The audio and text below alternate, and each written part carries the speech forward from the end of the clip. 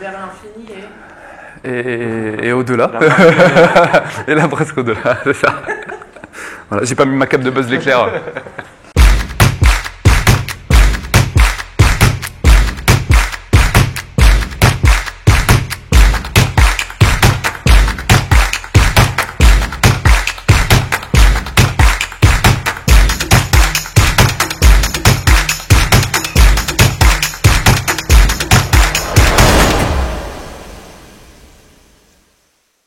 Bienvenue à la brasserie Au-delà. Voilà, on est la seule brasserie sur Valenciennes même. On en est fiers.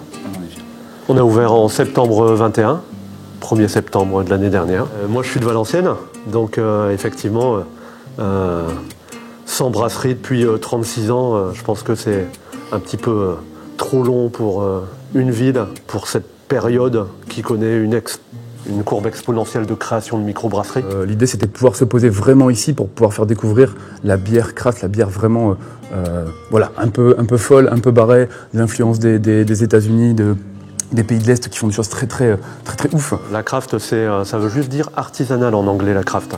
Donc c'est un mot très court qui définit la nouvelle scène brassicole internationale.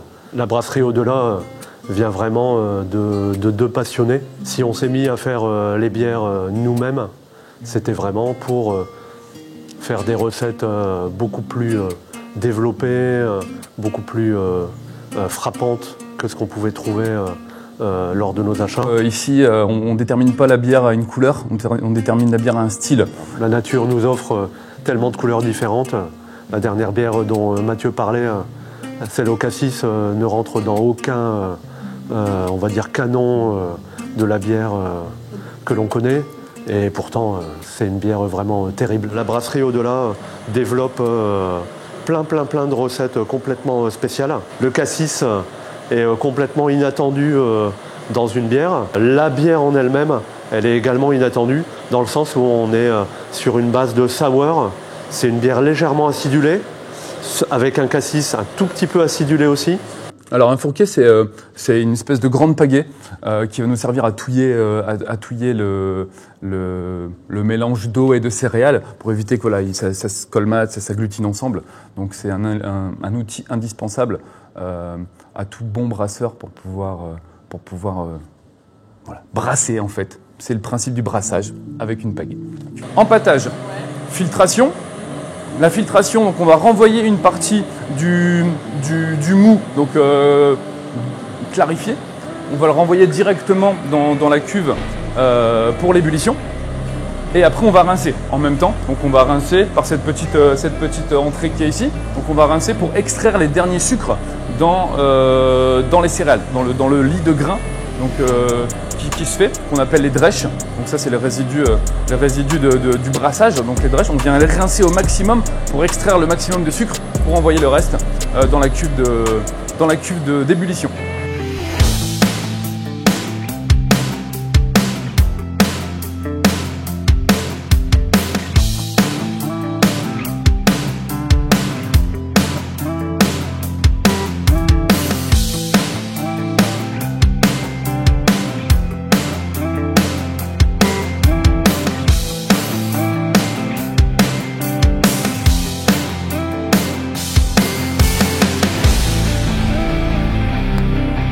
Comme d'habitude, nous demandons à nos brasseurs de nous donner deux adjectifs qui qualifieraient au mieux leur produit. Voilà, la folie créative.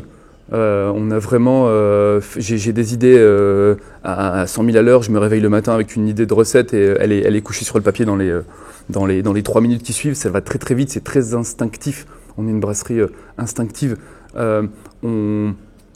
C'est peut-être fou, mais du coup ça rejoint la folie, c'est que on ne va pas forcément tester. Il y a des recettes qu'on n'a même pas testées en petite quantité. On s'est dit on y va à fond et on sait que ça va être pas mal, quoi. On a une infinie de possibilités. Dans tous les cas, on a une infinie de possibilités dans la bière. Donc c'est vrai que là, ce petit slogan vers l'infini et au-delà, ça se marie bien avec la brasserie. Néanmoins, le au-delà vient pas forcément de là. C'était surtout ce côté partage.